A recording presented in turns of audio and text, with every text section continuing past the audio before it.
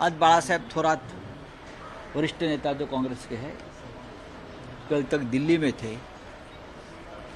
आज सुबह शरद पवार साहब से उनका चर्चा होगी, बाद में मातोश्री पर आएंगे।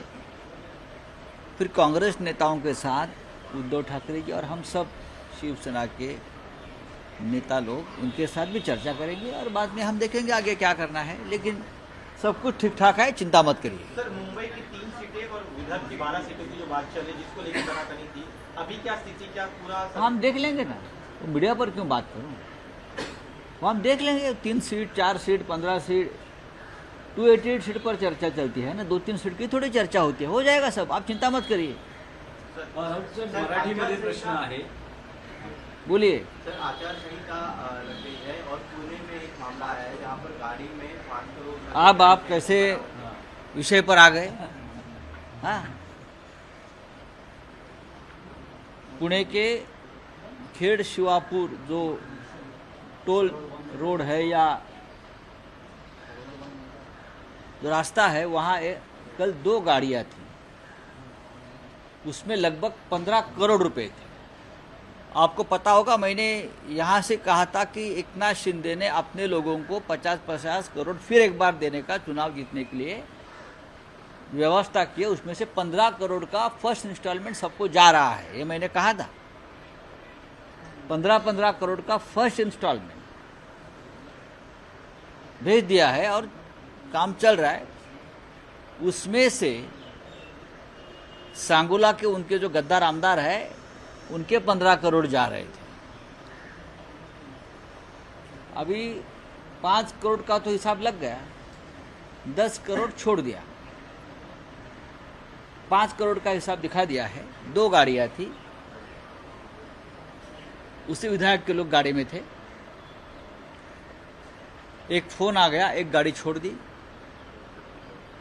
वो जो वहाँ इंस्पेक्टर था, वो पहले उसी विधायक ने अपने गांव में अपने सेवा में रखा था, वही उसको टोल नाका पर उसको भेजकर एक गाड़ी को छोड़ दिया। लेकिन 5 करोड़ रुपया हमारे लोगों ने जब्त करवा दिए हैं।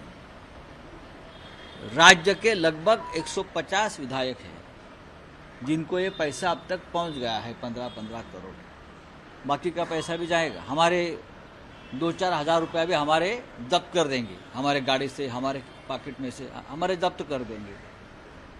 हाँ, लेकिन ये एक उदाहरण है किस तरह से पैसों का डिस्ट्रीब्यूशन चल रहा है मुख्यमंत्री या देवेंद्र फडणवीस या अजित पवार की तरफ से।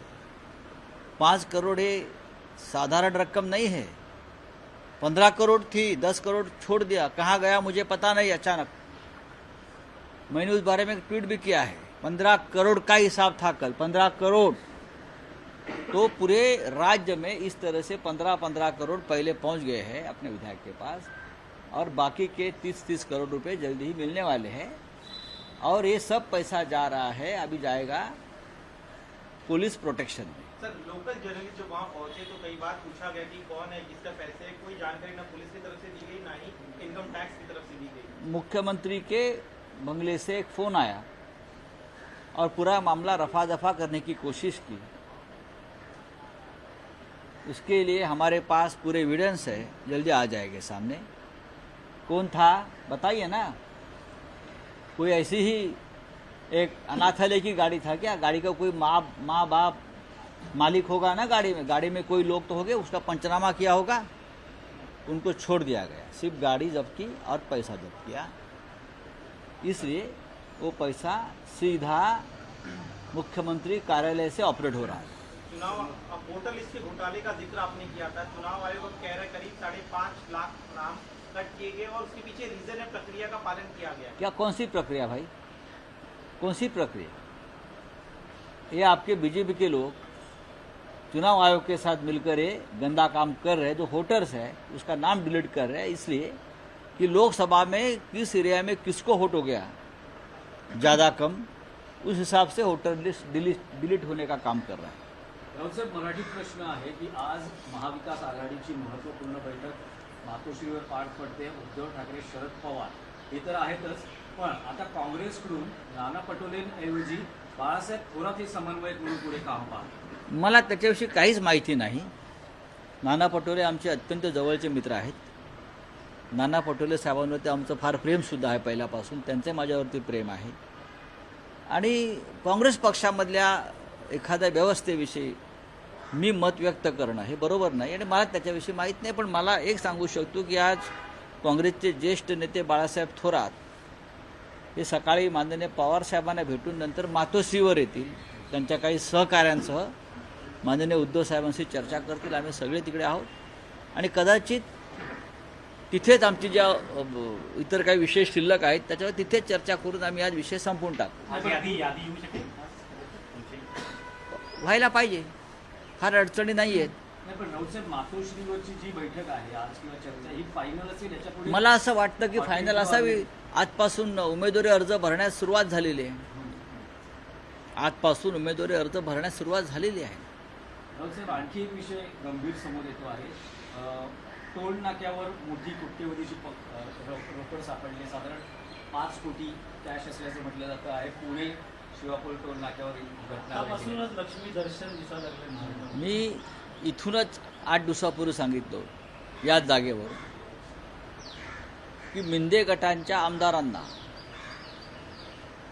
आणि त्यांच्या इतर काही लोकांना 50 कोटीपेक्षा जास्त रक्कम पोचवण्याची सुरुवात झालेली आहे.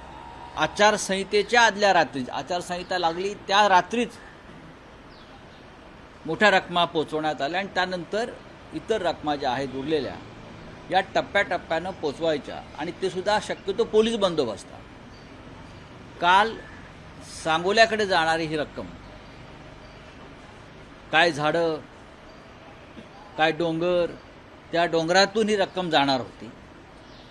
पण ती रक्कम पकडण्यात आली. रक्कम होती 15 कोटी रुपये.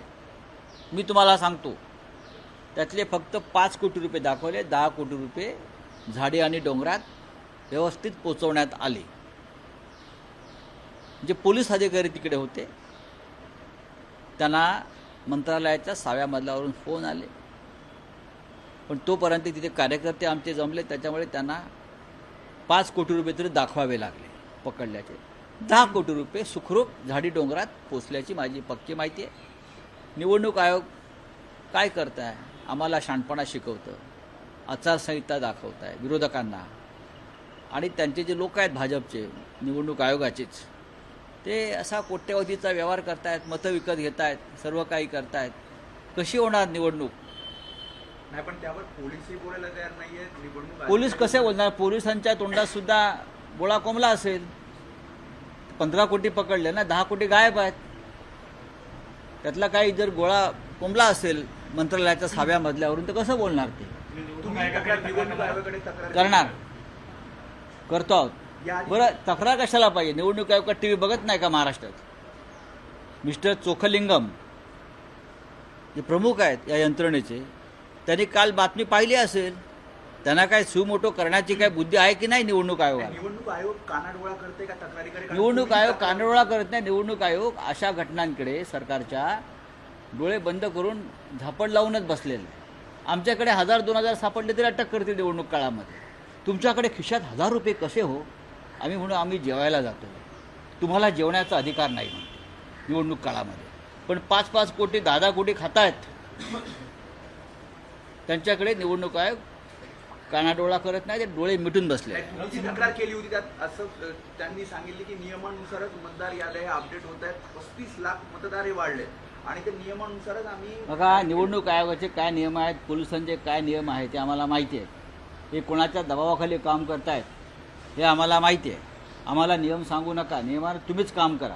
राऊतसाहेब, जागा वाटपात आतापर्यंत दिसत होतं की शिवसेना, युबीटी आणि काँग्रेसमध्ये काही जागांवरून पेच आहे. पण आता असं कळतं आहे की एनसीपी आणि शिवसेनेमध्येही काही जागांवरून पेच आहे. असू शकतो, असू शकतो. श्रीगोंदा आणि नाशिकमधली जागा नांदगाव यासाठी पवार गट आग्रही आहे.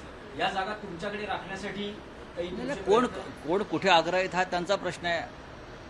प्रत्येकाला आपला पक्ष वाढवण्याचा, टिकवण्याचा अधिकार आहे पूर्णपणे. नांदगाव ही शिवसेनेची सिटिंग जागा आहे. जे आमचे आमदार होता. श्रीगोंदा हा भारतीय जनता पक्षाकडे असलेला मतदारसंघ आहे आणि त्याच्यामुळेच आम्ही श्रीगोंदा लढावं अशी आमच्या कार्यकर्त्यांची इच्छा आहे. बाकी मला काय फार त्याच्यामध्ये नाही, पण साहेब, नांदगावमध्ये एनसीपी अजित पवार गटातला एक मोठा नेता शरद पवार गटात येण्यास इच्छुक आहे असं म्हटलं जात आहे. मला तो त्याच्याविषयी मतदारसंघ- माहीत नाही. पण नांदगाव मनमाळ हा जो मतदारसंघ आहे परंपरेने शिवसेना लढत आलेले विद्यमान आमदार तिकडे शिवसेनेचे होते, ते गद्दार झाले. त्या जागेवरती आमचा उमेदवार लढणार. श्रीगोंद्यामध्ये काय होईल? श्रीगोंदा ही तुमच्याकडेच राहील की काय? नाही, श्रीगोंदा या क्षणी कोणाकडेही नाही. माझ्या माहितीप्रमाणे या क्षणी तिथे भारतीय जनता पक्षाचा आमदार आहे. इतकंच मी सांगू शकतो. हडपसरमध्ये सुद्धा तयारी करतायत महादेव बाबत. महाराष्ट्रामध्ये अनेक ठिकाणी आमचे लोक नक्कीच तयारी करतायत, पण आमचे लोक जे शिस्तबद्ध लोक असल्यामुळे पक्षाचा आदेश ते पाळतील. शिवसेनेने यापूर्वी गुंड प्रवृत्ती किंवा गुन्हे दाखल असलेल्या लोकांना उमेदवारी दिलेली नाहीये. मात्र महाविकास आघाडीकडून आता उल्हासनगरमध्ये कलानी पुत्रांना उमेदवारी देण्याचं बोललं जात नाही, आहे. कलाने आणि कलाने पुत्रामधला फरक मला माहीत नाही काय आहे तो. आम्ही त्याच्या संदर्भात माहिती घेऊ. राऊतसाहेब, कोकणामध्ये निलेश राणे हे शिवसेनेत लवकरच प्रवेश करतील असं सांगितलं. त्यांनी धनुष्यावर ते निवडणूक लढतील अशी ही चर्चा आहे. स्वतः मुख्यमंत्री उद्या कोकणात आहे. असं आहे की रावणाला सुद्धा धनुष्य पेलता आलं नाही, ते छाताडावर पडलं. एवढंच मी सांगतो. सर चीन के साथ बॉर्डर पर सुरक्षा समझौता होने का दावा किया जा रहा है, लेकिन जमीन का स्टेटस क्या होगा? जमीन की हकीकत अलग है. चलो. For exclusive and insightful videos, subscribe to our new channel ABP Live Premium.